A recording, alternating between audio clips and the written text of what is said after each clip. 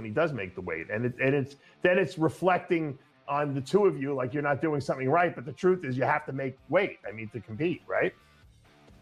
Well, that's it's not. No one's doing anything wrong. For a day, anything other than sky high, your body can perceive as low, so that can affect your low blood sugar. And he sweated a little bit, during the prejudge, and of course not like the Olympia here in Brazil, but to some degree, actually. Cris Aceto participou do podcast do David Palumbo e admitiu que errou na preparação do Ramon para o Mr. Olympia e para o Mr. Olympia Brasil e explicou quais foram os motivos do Ramon ter suado tanto no palco. Shout out, congrats to Ramon Dino, who qualified for next year's Olympia, winning in spectacular fashion down there in Brazil. Was that planned, or did you figure just let's knock it out of the park right now so we don't have to deal with it next year? No, Ramon decided to do the show Tuesday night simply because I think he realized that he needs to qualify for the Olympia. So it was one of those, the show was a few days away and obviously right there in Brazil, and this would give him the opportunity to get the qualification and spend some downtime and recovery time and family time and time to be able to just do what every good bodybuilder needs to do, is take some time off and regroup and restart the engine. What did he weigh here? Well, I mean, he did the weigh-in at 102.6. So, maybe 102.2, 3, 4. I think it was 104.2. 104.2. Maybe as high as 10, just shy of 105. He was 106 at the Olympia. I mean, you and I have discussed this, and I mean, it's pretty obvious. And this guy is super talented. The biggest problem he's got is making weight. I mean, how many kilos does he have to lose to make weight on average? 6, 7? I would say, he's got the Eduardo Correa syndrome, which is, yeah. And I always, refer back to that because they're both from Brazil. But, Eduardo was always, I would say, completely unstoppable as the 212 winner at 220. Meaning right. You could not get another ounce technically off him. He was 100% ready at 220. So I think a really good weight for Ramon is like 108 in the morning. Right. Like boned down to 108, maybe a little bit higher, maybe even just shy of 110. So at the top it'd be 110, at the low it'd be 108 point something. So anywhere from 5 to 7 kilograms. So 12. That's a lot of weight that he has to lose, Chris. I think, because I'm seeing pictures you're sending me 2 weeks out, and I'm like, this guy can't be beat. And then he has to suck down and make weight. I mean, what's the solution to this? I mean, does he think about going into the open class? He's obviously too tall to do 212. Well, I mean, where does he go from here? Well, Dave, it's 212. 109 times 2.2 is what, 250? I understand, but right. But I mean, would he do 212? I don't know. Would he look too small compared to those guys? 212, 250, Dave. What? 212 is a weight cap. We're doing the show. No, what I'm saying is, would he go from classic into the open class because he's too tall to do 212? I said. Yeah, but he's. I know he's 212 now, but if he puts on 5 pounds, he's not 212 anymore. No, he's 250. Oh, he's 250. I didn't do the calc. He's not 250. 109 kilograms, 110 kilograms. What is that? Let me do the math. With the two of us are like two imbeciles here. Hold on. 109 times 2.2. He's 239. Yeah, that's so. All right. So would he do the open class? That's my question. I still think it's a great fit for the class. He's a great fit, but he can't make the weight. I mean, he can, but he's not looking at his best when he does make the weight, and it's reflecting on the two of you like you're not doing something right. But the truth is, you have to make weight. I mean, to compete, right? Well, that's It's not, no one's doing anything wrong. He just looks better, 10 pounds bigger. I mean, that's the bottom line, 12 pounds bigger, whatever it is. Right? I mean, isn't that a little bit of a conundrum you're in? In a perfectly beautiful world, there would be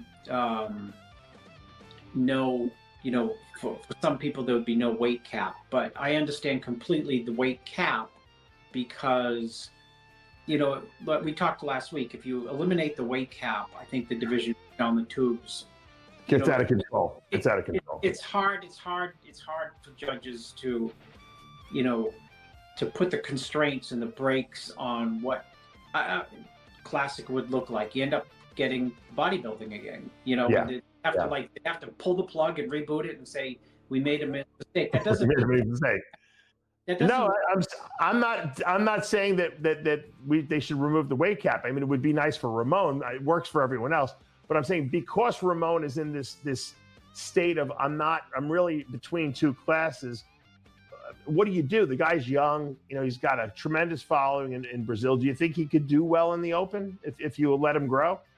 Yeah, I mean, if people talk about Chris Bumstead, doing right. well, I'm sure Ramon could do well in the Open. Is he interested in doing that? He's never shown any interest in doing the Open. His mindset since we met has been on, classic Olympia. Right. Well, I mean, now that Bumstead's gone, I guess there's another enticement to stay there for at least another year and see if he can knock off, the top guys. When you look at Mike Sommerfeld, who kind of came out of nowhere, he was an Open guy, went down to Classic, right? He, when I look at his physique, I think George Peterson, I think bodybuilder. This guy's a great bodybuilder. He obviously was a better bodybuilder than Chris Bumstead on that Classic Olympia stage. However, it's Classic, and I think that's what won it, in my mind, at least, for Bumstead. Would you agree, or what was your take on that? I think he has Classic lines. I think he's thicker than, in some ways, than most of the guys in the Classic. And he had better back than Bumstead. He had better legs than Bumstead, right? Legs from the side are better than Bumstead, which is like saying a lot because Chris Bumstead on the side chest, his legs phenomenal, and even he's full through the pecs. That's a great shot for him, the side chest. Yeah. I mean, he's good in all the shots. Are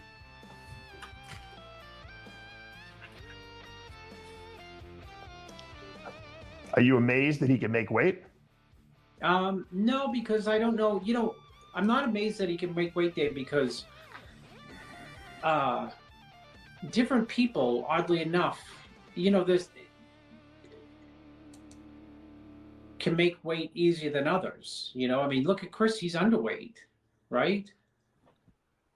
Yeah, I don't. It's like his bones don't weigh anything or something like that. I don't know how he does that, but there's Sommerfeld right there. I mean, you're right. I mean, it's a Classic physique, but his legs are huge. I can't even believe that the guy can make weight. He's so big. Well, I mean, I wonder what do you know? I mean, what is his weight? For his. I don't know, but I mean, look at the size of those legs. They're huge. He's got very good, very very good legs. I mean, how does a Ramon beat someone like that if this guy can continue to make the weight class? Yeah, just be at his best. That's all you can do, and see where the chips fall. Yeah, I feel frustrated for Ramon because I know that this guy probably says, man, if I can only come in 10 pounds bigger, I'll be at my best, and I don't think any of these guys can beat me, but I can't do it because I got to make this weight class.